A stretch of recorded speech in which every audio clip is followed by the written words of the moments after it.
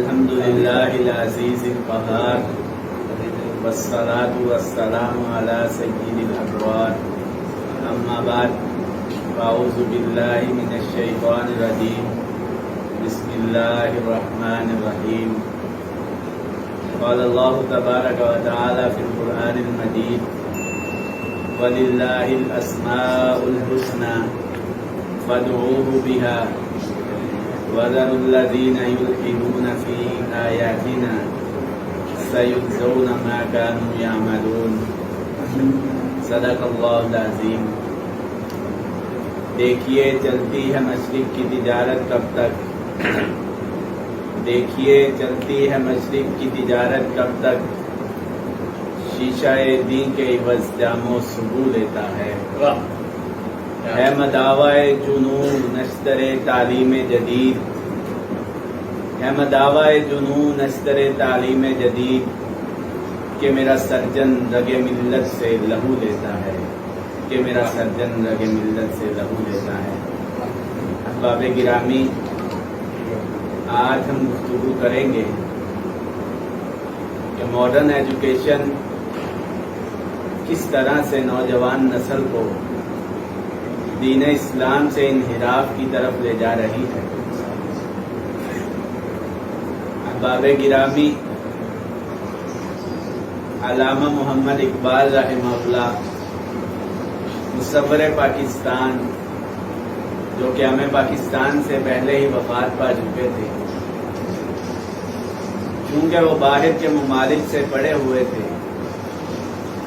اور جدید تعلیم کا جو فتنہ اس کو بڑے اچھے طریقے سے سمجھتے تھے، اسی لیے انہوں نے اس ماڈرن ایجوکیشن کے اوپر جو شعر کہا،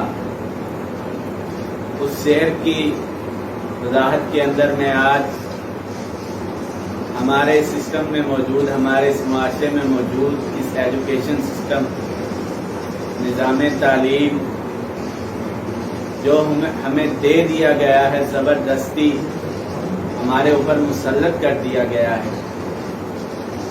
حضرات، پاکستان کے قیام کے بعد جب انگریز یہاں سے جا رہا تھا، اس وقت پاکستان کے اندر جو لوگ انگلش کو پڑھنا لکھنا جانتے تھے، پرسنٹیج کے حساب سے تقریباً پاکستان کا 1/4 حصہ تھے۔ آج جس لحاظ سے تعلیم زیادہ ہو رہی ہے، اس لحاظ سے ہماری نوجوان نسل دین اسلام سے منحرف بھی ہو رہی ہے۔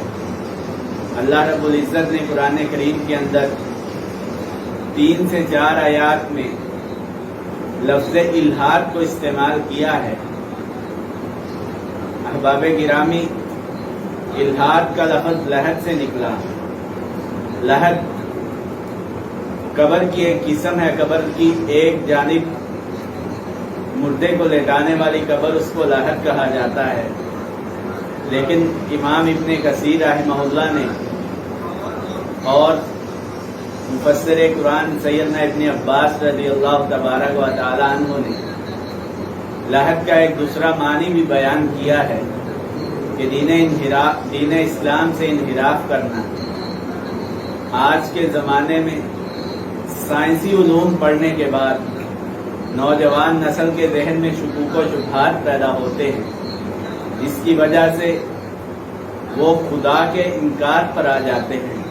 احباب گرامی، آج ہمارے ملک پاکستان کے اندر ملحد سوسائٹی کی جو ایک ویب سائٹ ہے، اس کو دیکھا تو رونگٹے کھڑے ہو گئے کہ اس مملکت خداداد پاکستان کے اندر جو تاریخ پاکستان 1947 سے شروع ہوئی تھی، جب اس دنیا کو تقسیم کیا گیا تو کسی نے کہا ہم عرب ہیں، ہمیں عرب کا خطہ دے دو، کسی نے کہا ہم فرعونوں کی اولاد ہیں، ہمیں مصر کا خطہ دے دو، کسی نے کہا ہم مغرب کے رہنے والے ہیں، ہمیں امریکہ دے دو، برطانیہ دے دو۔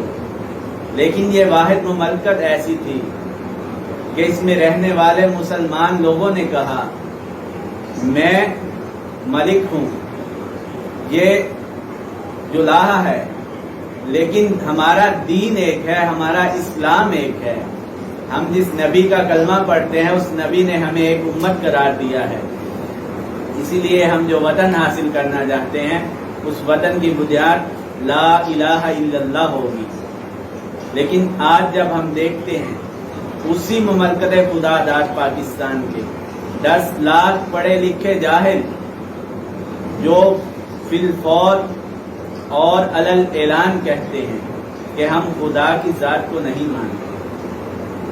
حضرات، یہ ہمارے اس جدید نظام تعلیم کی وجہ سے، اور جو کہنے والے ہیں وہ دین کو تو پڑھا نہیں ہوتا. پہلے دین کو پڑھ لیتے، دین کو سمجھ لیتے، عقائد کو سمجھ لیتے تو شاید آج یہ نوبت نہ آتی.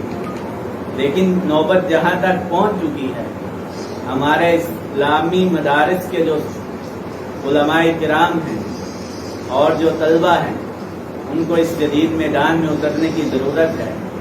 اللہ رب العزت سے دعا ہے کہ اللہ رب العزت ہمیں جدید فتنوں کو سمجھنے کی اور ان کا مقابلہ کرنے کی ہمت اور قوت نصیب فرمائے.